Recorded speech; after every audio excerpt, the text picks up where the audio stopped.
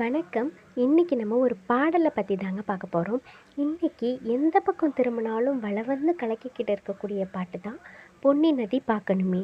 பொன்னியின் செல்வன் படத்திற்காக ஏஆர் ரகுமான் அவர்கள் தன்னுடைய குரல்லையே பாடி நமக்காக கொடுத்துருக்குறாங்க. இந்த பாடல் எல்லாருக்கும் விருப்பமான பாடலாகவும் இருந்துக்கிட்டு வருதுங்க.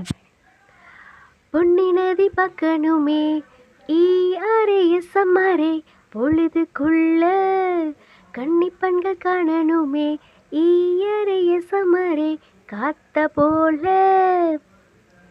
ஏ ஈஆர்ஏஎஸ்எம்ஆர்ஏ அப்படின்னு ஏதோ ஒரு அழகாக எல்லா பாட்டுலேயும் வரும் இல்லையா? ஓமகசியா அந்த மாதிரி பாடலுக்கு அழகு சேர்க்கறதுக்காக வரக்கூடிய இணைப்பு சொற்கள்னு நம்ம நினச்சி அதை பாடிட்டு இருக்கோம். எப்படின்னா டிஆர்ஏஎஸ்எம்ஆர்ஏ ஏஆர்ஏஎஸ்எம்ஆர்ஏ அப்படின்னு பாடிக்கிட்டு இருப்போம். ஆனால் இது அப்படி இல்லை. இது அழகான தமிழ் சொற்கள். இது எல்லாத்துக்கும் ஒவ்வொரு அழகான தமிழ் அர்த்தங்கள் இருக்குது.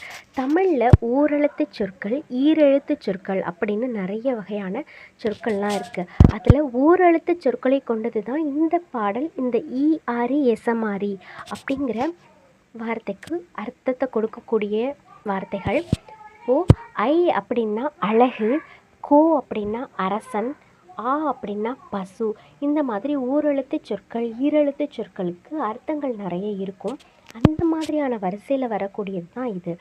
ஈ அப்படின்னா ஈட்டி, அம்பு, வில் இதெல்லாம் குறிக்கக்கூடியது. ஆரி அப்படின்னா வீரன், எச அப்படின்னா இசை, மாரி அப்படிங்கிற வார்த்தைக்கு மலை அப்படின்னு பொருள். இதுதாங்க இந்த அர்த்தம்தான். ஈஆர்ஏஎஸ்எம்ஆர்ஏ அப்படின்னா வில் வீரனின் இசை மலை. இதுதான் இந்த வார்த்தை கூட அர்த்தம். இந்த பாடலில் ஏதோ வார்த்தை வர வேணும் அப்படிங்கிறதுக்காக ஏதாவது ஒரு இணைப்பு சொற்களை சேர்க்கணும் அப்படிங்கிறதுக்காக இணைக்கப்படவில்லைங்க. இது ஒவ்வொரு வார்த்தைக்கும் ஒரு அர்த்தம், அழகான அர்த்தத்தை நமக்கு திரு இளங்கோ கிருஷ் அவர்கள் நமக்காக இந்த பாடலை எழுதி கொடுத்துருக்குறாங்க. இது சோழர்களின் பெருமையை மட்டும் காட்டலை, இது தமிழர்களோட பெருமையையும் காட்டியிருக்குங்க. இந்த மாதிரி தெரியாத சில விஷயங்களை தெரிஞ்சுக்கிறதுக்கு நம்மளோட சேனலை சப்ஸ்கிரைப் பண்ணுங்கள், ஷேர் பண்ணுங்கள், லைக் பண்ணுங்கள். தேங்க்யூ.